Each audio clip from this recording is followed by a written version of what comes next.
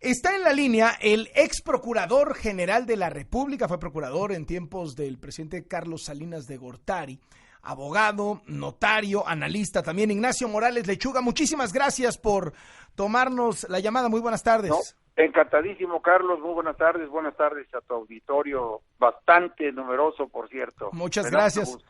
Eran tiempos aquellos cuando usted andaba de procurador general de la República, en los que Manuel Bartlett, ahora tan en boga por el tema de las casas y los temas de la Comisión Federal de Electricidad y demás, estaba siendo vigilado por Estados Unidos.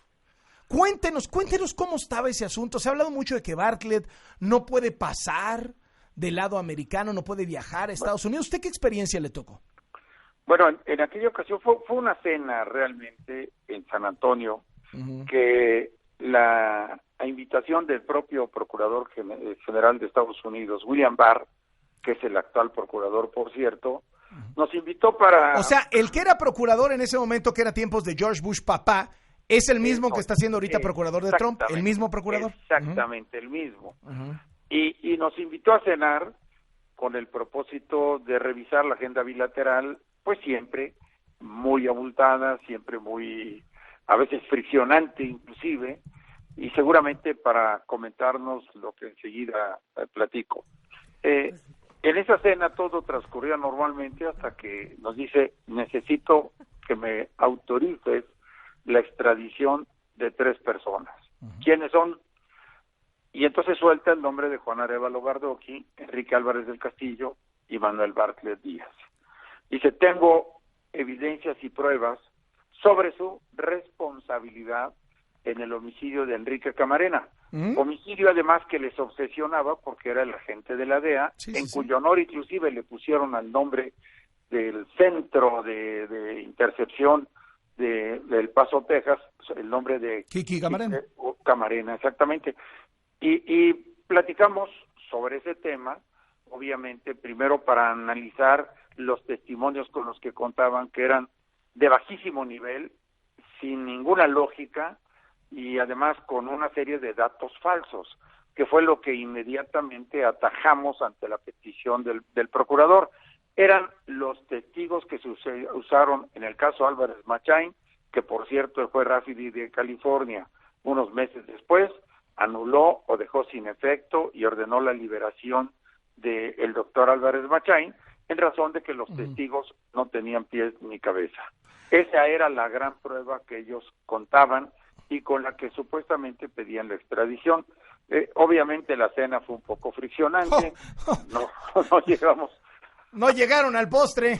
No llegamos al postre, pero sí se prolongó, cosa inusual en las cenas de ellos, a altas horas de la noche. 2, ¿Fue en 3, Washington? 4 de la mañana. No, fue en San Antonio. En San Antonio, Texas, hasta las 3, 4 de la mañana, ¿no? Bueno, sí, en el museo de Sam Houston, si no me recuerdo, ahí en el centro, terminando, yo me fui caminando al hotel, al lado del Álamo, ahí me había hospedado, con el sabor un poco amargo, por supuesto, porque son cenas en las que no se disfruta mucho y obviamente está uno muy tenso, y así salí. Oiga, en ese momento usted era Procurador General de la República. Su homólogo de Estados Unidos, William Barr, que ahorita es otra vez procurador, le pide entonces que extraditen a estas 3 personas. En ese momento, Arévalo Gardoqui era el secretario de la Defensa. No, ya había dejado de ser secretario era ex secretario de Defensa. Sí, Bartlett, ¿qué era? ¿Secretario de Educación? Bartlett en ese momento ya era gobernador de Puebla, si no me recuerdo. ¿Y qué? Álvarez del Castillo había dejado de ser Procurador General de la República, yo lo sustituí en ese cargo precisamente.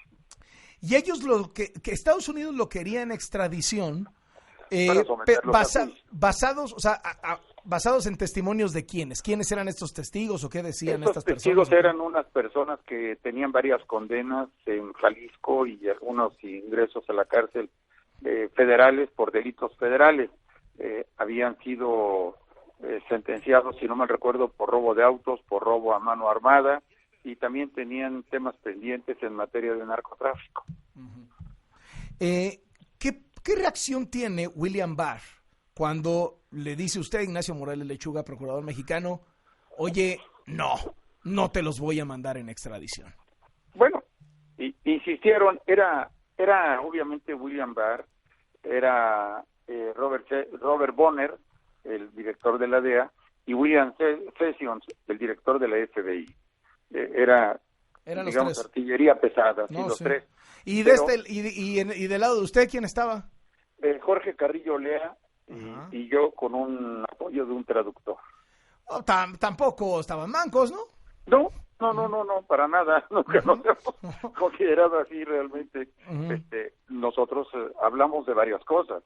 El primero era la competencia de México para juzgar estos casos porque habían ocurrido en territorio nacional. Okay. Y en consecuencia nuestra propia soberanía nos indicaba que nosotros debíamos juzgar. Entonces, nosotros no contestamos diciendo que esto iría a los archivos de la impunidad, sino que a nosotros nos correspondía juzgar y que si ellos tenían pruebas, que nos las ofrecieran para abrir el proceso en México, si es que esas pruebas eran obviamente contundentes, no solamente para obtener un auto de formal prisión, sino para obtener una sentencia condenatoria. Entonces, ese paso ellos ya no lo dieron.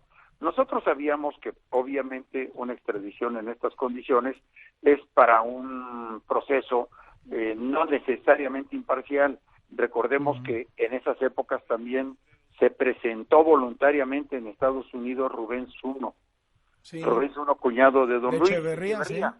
Y se presenta y toda la prueba contundente para sentenciarlo por el asesinato de Enrique Camarena era un cabello que había sido encontrado en esa propiedad donde supuestamente torturaron a Enrique Camarena. Y ese cabello era efectivamente de Rubén Zuno.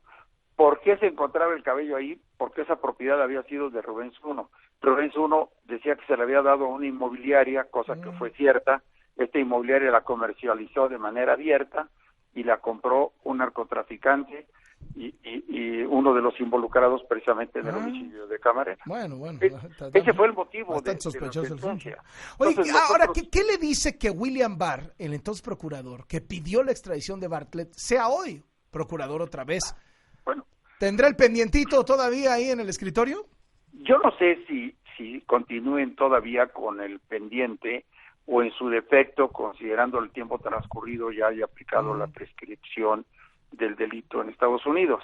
No lo sé, no conozco la legislación allá en este sentido, pero también siento que políticamente es un caso ya superado, cuando menos ya corrió mucha agua y mucho polvo abajo de ese puente, así que no se lo digo porque, a ver, claramente en el discurso de Trump viene ahorita el tema de las drogas y desde la administración Obama andaban presionando mucho con el tema de Caro Quintero, la liberación de Caro Quintero, justamente por el asunto Camarena. Entonces, bueno. Sí, yo creo que, es decir, es un caso que no está plenamente cerrado, pero no sé también qué interés y hasta qué punto le pongan los Estados Unidos en la agenda bilateral. Lo que lo vuelve muy atractivo es que el procurador de Estados Unidos que pidió la extradición de Bartlett es hoy otra vez procurador.